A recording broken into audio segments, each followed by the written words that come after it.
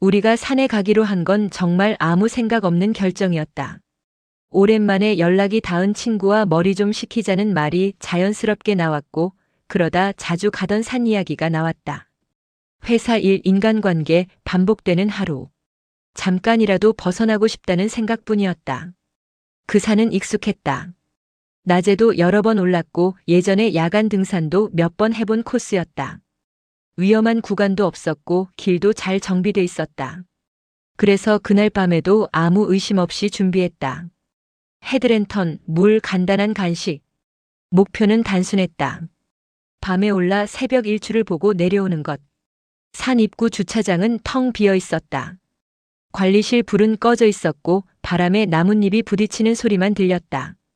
헤드랜턴을 켜고 산길로 들어설 때 나는 잠깐 뒤를 돌아봤다. 이유는 없었다. 그냥 어둠이 조금 진하게 느껴졌을 뿐이다. 처음 1시간 정도는 정말 평범했다. 우리는 익숙한 페이스로 걸었고 가끔 쓸데없는 농담을 주고받았다.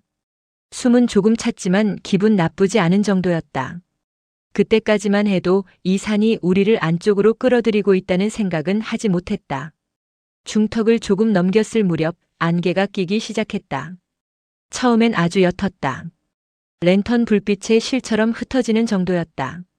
하지만 몇 분 지나지 않아 안개는 갑자기 밀도가 달라졌다. 시야가 눈에 띄게 짧아졌고 소리가 이상해졌다. 발을 디디는 소리가 멀리 퍼지지 않고 바로 앞에서 삼켜지는 느낌이었다. 야, 여기 원래 이런 구간 있었나? 친구의 말에 나는 주변을 둘러봤다. 분명 여러 번 지나온 길인데 풍경이 어긋나 있었다. 나무들이 기억보다 촘촘했고 길 가장자리의 돌들이 처음 보는 것처럼 느껴졌다. 같은 산인데 다른 층으로 들어온 기분이었다. 안개는 점점 짙어졌고 그 속에서 갈림길이 나타났다. 낡은 나무 표지판 하나가 서 있었다. 가까이 다가가 보니 글씨는 발에서 읽을 수 없었고 표지판 아래쪽엔 누군가 칼로 긁은 듯한 자국이 남아 있었다. 이상했다. 이 산에는 갈림길이 없었다. 적어도 우리가 알던 코스에는. 잠시 멈춰 섰을 때 바람도 없는데 나뭇잎이 스치는 소리가 들렸다. 그 소리는 일정한 리듬을 갖고 있었다. 마치 누군가 박자를 맞추는 것처럼. 왼쪽으로 가자. 왜 그렇게 말했는지 지금도 모르겠다. 오른쪽이 더 넓어 보였고 왼쪽은 유난히 안개가 짙었는데도 왼쪽 길로 들어서는 순간 공기가 확 달라졌다. 소리는 더 먹먹해졌고 안개는 발목부터 허리까지 천천히 차올랐다. 나무 그림자들이 흔들리며 사람 형체처럼 보였다. 얼마쯤 걸었을까? 익숙한 나무가 보였다. 줄기가 갈라진 기억에 남아있던 나무였다. 이상하다는 생각은 했지만 그냥 지나쳤다. 몇 분 뒤 같은 나무가 다시 나타났다. 야, 아까 그 나무 아니냐? 다시 조금 더 걸었다. 그리고 또다시 같은 바위, 같은 굽은 길, 같은 나무. 2번, 3번. 그제야 웃음이 사라졌다. 몸이 급격히 지쳤다. 숨은 가쁘고 다리는 납처럼 무거웠다. 분명 1~2시간은 걸은 느낌이었는데 이상할 정도로 기력이 빨리 빠졌다. 그때 친구가 웃었다. 처음엔 긴장을 풀려는 웃음인 줄 알았다.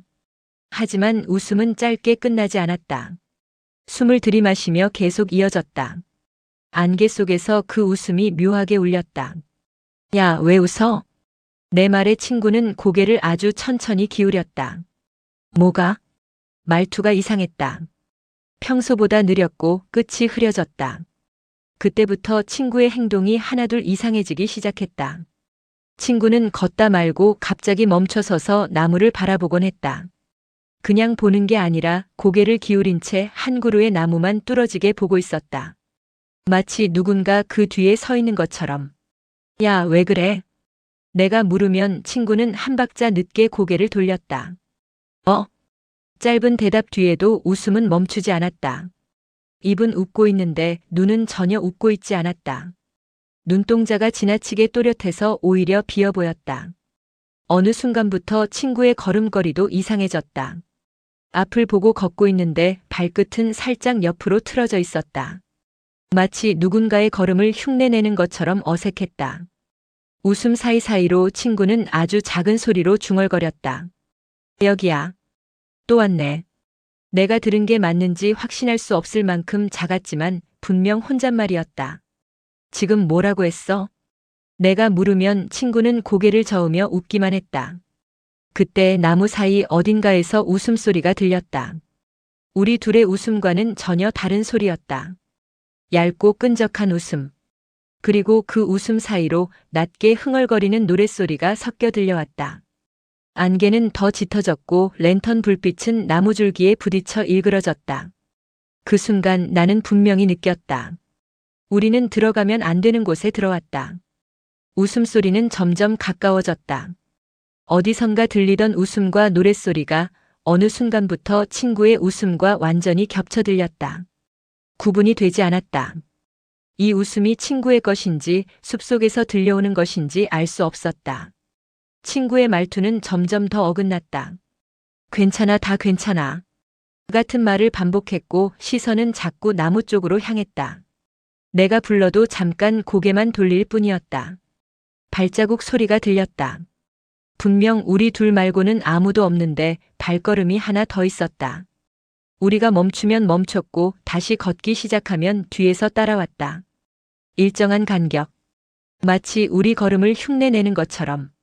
나는 뒤를 돌아보지 않으려 애썼다.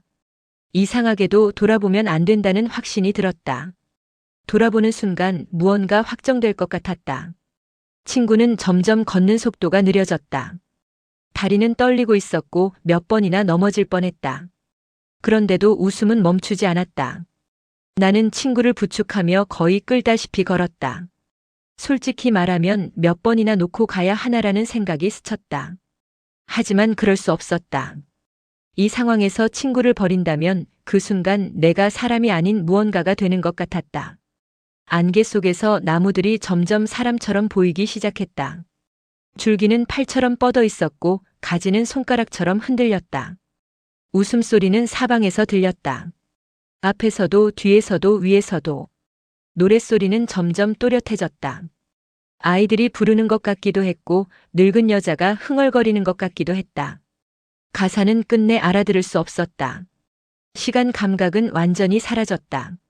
얼마나 걸었는지 지금이 몇 시인지 알 수 없었다. 휴대폰을 꺼내는 것조차 무서웠다. 혹시 시간이 멈춰 있으면 그걸 보는 순간 마음이 무너질 것 같았다.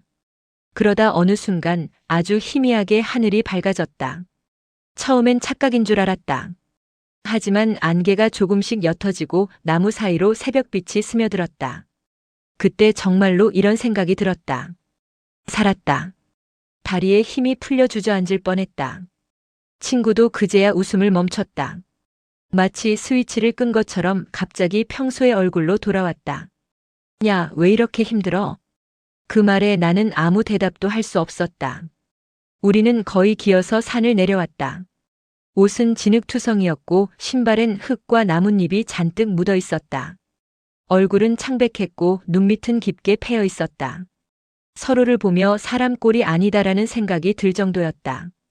산초입 관리실에 도착했을 때 해는 이미 떠오르고 있었다. 관리인은 우리를 보자마자 표정이 굳었다. 밤에 올라가셨어요? 우리는 겪은 일을 최대한 차분히 설명했다. 안개, 갈림길, 같은 길을 반복한 일, 웃음소리와 노랫소리까지. 우리가 들어갔던 위치를 설명하자 관리인은 한동안 말이 없었다. 거긴 도깨비터예요. 그는 낮은 목소리로 말했다. 밤에 들어가면 길을 돌려놓고 사람을 헷갈리게 만든다고. 웃음과 노랫소리로 붙잡아두고 동이 틀 때까지 보내지 않는다고. 둘이 다 나온 건 정말 드문 일입니다. 집으로 돌아온 뒤에도 공포는 끝나지 않았다. 피곤했지만 잠이 오지 않았다. 눈을 감으면 안개와 나무가 떠올랐고 웃음소리가 다시 귓가에 맴돌았다. 새벽녘 잠깐 눈을 붙였다가 깼을 때였다. 방 안이 이상하게 조용했다. 너무 조용해서 귀가 먹먹해질 정도였다. 그때 창문 밖에서 낮게 흥얼거리는 소리가 들렸다. 그날 산에서 들었던 노랫소리와 너무 닮아 있었다. 나는 창문을 보지 않았다. 보고 싶지 않았다. 보는 순간 그 밤이 끝나지 않았다는 걸 인정하게 될 것 같았다. 다음 날 친구에게서 연락이 왔다. 아무렇지 않은 톤이었다. 야, 근육통 장난 아니다. 어제 꽤 빡셌나 봐. 나는 조심스럽게 물었다. 너 어제 웃었던 거 기억나? 잠시 침묵이 흘렀다. 그리고 친구는 웃으며 말했다. 무슨 소리야? 나 안 웃었는데? 그 말투는 평소와 같았다. 너무 정상이라서 오히려 더 소름이 끼쳤다. 통화를 끊고 한참을 앉아 있다가 나는 손목을 내려다봤다. 어제는 분명 없던 흙자국이 손목 안쪽에 희미하게 남아 있었다. 마치 누군가 잡고 끌었던 것처럼. 지금도 가끔 생각한다. 도깨비터에서 정말로 우리가 나온 게 맞는지 아니면 무언가가 함께 따라 나온 건 아닌지. 그날 밤 우리는 도깨비터에 들어갔다.